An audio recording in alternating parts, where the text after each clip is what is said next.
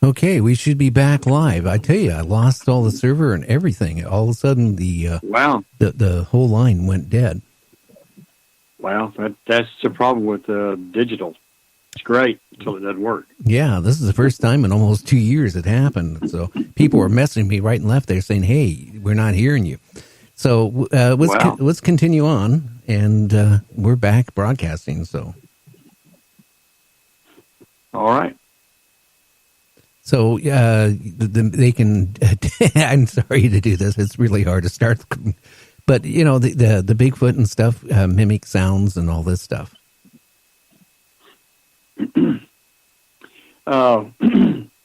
There's a couple ladies up there in Nebraska. In fact, I'm going to be speaking at a Bigfoot conference here on the 15th, 16th with Ron and Don Monroe, who I have high regard for. What a researcher that guy is. And these ladies have a little different take. There's two of them. Harriet McFeely says that she puts out peanut butter and unloosens the lid on the jar. She says apparently they can't open lids, but it'll come back in a few days, and the peanut butter jar will be really cleaned up and the lid back on it, sort of. Another lady, Tammy Lynn, she kind of knows what to eat, sees piles of sticks and things they make, and her view is a lot different than most people I've encountered, and hers is they're not malevolent, they're more maybe benevolent, and that they tend to have more humor-like relations with their children, that sort of thing. And all I can say is that's her view. I don't know much more about it than that. And but there is a variety of view. It's not like other animals like a horse or a cow. They're pretty much going to be the same to everybody. There's not like a variety of interpretations. Everybody knows what they are. But Bigfoot's not that way, is it? Well, yeah. I mean, one thing, Ron also told me that they left out peanut butter and all that stuff. And I guess the Bigfoot really enjoy peanut butter. And also, he said he had a cooler and that they got into it and was taking things out. Well, Don Monroe here a few months ago was somewhere, I don't know, he's from Idaho, but I'm not sure where he was. Said they had a camp and they were gone for a while and came back, and Bigfoot had stolen all their supplies.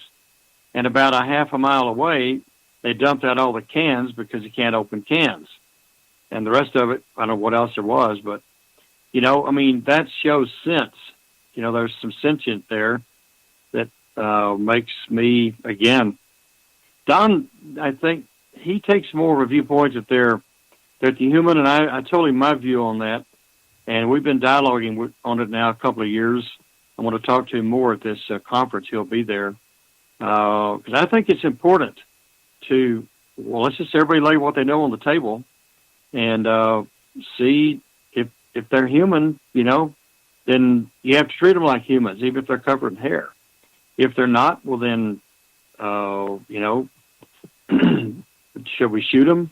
That's one of the questions. Should they be protected? Well, most people don't think they exist, so it would be a moot point. But if they are a hybrid, possibly, a lot of people believe in hybrids. Maybe, I don't know. I don't think I'd shoot one unless he's trying to hurt me. So I don't know. For the other people you've talked to, how many of them would you say think they're more human than not? Do you have a consensus on that? Well, boy, I've had so many mixes, through the past year and a half.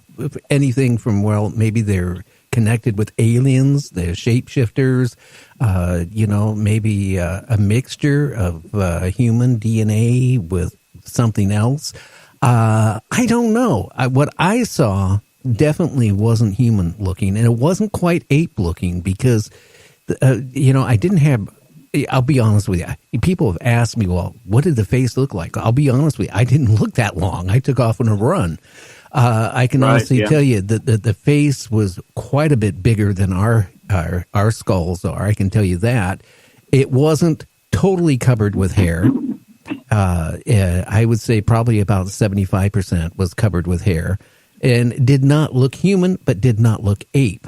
And I can say that much. I don't know. It makes me wonder what type of species or what have, through the years, what it is involved from. Well, here's one of the things that I look for. If you look at apes, monkeys, all those guys, they don't have beards. They don't have mustaches. And they also don't have to trim their fingernails. Somehow or another, they keep their fingernails at the right length. People have to trim their fingernails. They have to cut their hair or just let it grow. And all men, I know some men in Peru don't have much of a facial hair, but all men have beards. We have mustaches and facial hair around the jawline, most of us. That is not an ape characteristic. It's like the old evolution stories where they'd show some made up. I'm speaking as a paleontologist. Some made up half human they always paint as looking like an African. And I go, Africans all have mustaches and beards. They're not apes. Why would they do that? Well, this, of course, 100 years ago when they didn't know much and all this big Darwin stuff was a big deal. But the photographs I've seen of Bigfoot, the one of especially of Patty and others, a lot of them appear to have a mustache, that grows over their lip. But the area around their eyes, under their eyes, is there's no hair on that. That's like a human. They have eyebrows, but they, at least in the males, it doesn't seem like they have very long hair, like down to their shoulders or below. Although I'm told that there's some that think Patty, the little Bigfoot in the film, the Patterson film, they feel like she had hair long enough to have been braided by something or someone. So there again, okay, man, people braid hair, but I don't know if any animals have braid hair. Do you? No, I don't. They braid nests. Birds can braid a nest, sort of, like a basket. But well, that brings up something else. Have you interviewed Don Monroe? Boy, I don't think so. No. Well, I'll tell you, if there's an Indiana Jones still alive, it's him. There's nobody like that guy. He knows so much stuff. He could talk for 48 hours and never cover the same territory. He started finding out, I won't go into the whole story, but he knows a lot of ranchers there in Idaho and other areas. And come to find out, a lot of their horse manes had been braided. And they just cut them off, throw them away. And he's got talking to these people about it. They said, yeah, they're braided so tightly, we can't undo them. And that's pretty wild. So he started collecting these braided manes. He's got a bunch of them. And it's like, okay, they're doing the middle of the night, usually on a full moon night, and usually with fillies. So there's some sort of pattern here. They'll even braid in, I think, sticks, ribbon, and wire into it. It's the middle of the night. No one's ever seen them do it. It's just a really strange thing. Well, I mentioned that to a fellow here in Texas over at Jayton. He works for the city on roads, and his dad's a cowboy. He was telling me, he said, well, my dad here a while back said the owner of the ranch said, are your granddaughters braiding my horse's manes and tails? He said, no, they hadn't been around. He said, well, something's braiding my horse's manes and tails right here in Texas. Oh, wow. So, I mean, I don't know. I can't explain that. I think it also occurs in places like Russia. I can't verify that, but I'm pretty sure it occurs other places. So what do you make of that? That's like a human thing, Well, it sounds human to me. That's the thing. But, again, like I told you, I talked to like the Muckleshoot Indian tribe medicine woman. And, she was telling me, stories going back around the 1800s and before about Bigfoot up here in Washington in their area. And she was telling me like the squaws would be down at the river, doing their laundry. They had their babies in. and then a bunch of Bigfoot would come running through, grab either the squaws or the babies. They would go then, the men, the warriors would go after, where the Bigfoot were, and a lot of times she said, they would find bones. Wow. Well, the Indians have been here a long time. They've been out in the woods. They're familiar with all the wildlife and everything out there. And I give a lot of credence to any accounts by the American Indians. I give a lot of credence. Now they're Oriental in their perspective. They more or less things are poetically put. And most white people in the Western world over here, we're Occidental. We don't understand poetry anymore, so we have a hard time understanding the American Indian because they speak in a different way, like the Oriental world of the ancient world. And so they talk about the brother wolf and all that. Well, if you understand a little bit of the poetic way of looking at things, you understand that. But they're out there. They've been out there a long time, and what they have to say about these things, isn't Sasquatch one of their names? Oh, yeah. They may have other names, but, we're sort of newcomers to all this stuff.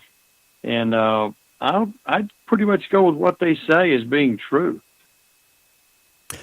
Well, not a good friend, but a friend of mine who recently passed, Art Bell, we would talk, on the phone quite a bit about Bigfoot. Right. And, right. he kept going on to me about a guest he had on back in the 90s that, supposedly him and his buddies went out and they were just out trying to, get varmints and whatever they could get. And they shot a Bigfoot and its mate. And, Art told me he sincerely believed the guy because he had a lot of, conversation with the guy off air. But the guy was so terrified that, that he could be arrested for murder. Yeah. Well, back in, 85, I just moved back to my hometown here in Texas from Los Angeles. And I don't know why this guy called me, but he was a Bigfoot researcher. And he said, hey, can you raise $2,000? Like I had any money. Can you raise $2,000? Because we can get a helicopter. I know where one is buried. And he told me the story. These guys are up in British Columbia, and they're somewhere up there on a river. And in a boat, they saw a bear up on the shore, so they shot it. Well, when they went up to see what they shot, they were mortified to see it was a Bigfoot. So oh man, what were they going to do? They went into town, rented a backhoe, brought it back out, and buried the Bigfoot maybe 3 or 4 feet deep. Okay? This guy was saying, if we could just get up there before the bears dig that thing up, because it's cold, if we could just get some hair, some flesh, a bone, or anything, we could do DNA. Well, I called a few people, but they all looked at me like I was insane. Besides that, I was asking for money. So I don't know what became of that, but apparently they can be killed. Well, you can't kill a demon. So I guess someone or an animal could be demon possessed, but that sounds to me like they're a living being that these guys shot. In fact, in my talk up in Nebraska here on the 15th, I'm going to play a video interview of a guy, one of the cowboys around here. He and his brother, I won't get into all of the details, but he and his brother were accosted by a big white one. He tried to describe it as being white or shimmery or blondish. He couldn't quite describe what it looked like. He said, that thing came after them and said, we shot it 25 times. And I said, well, how do you know you hit it? He got this real serious look. He said, me and my brother are dead shots. We don't miss. Oh, wow. Okay. So, but again, okay, how do you know he died? I mean, you shot him 25 times. There are a lot of people could be shot several times. They don't die right then. Animals too. So did the thing go off and die somewhere? And his conclusion was that thing wasn't of this world. So, okay. Yeah. Well, I can honestly tell you, shooting a Bigfoot 25 times, I don't know if it would kill it or not,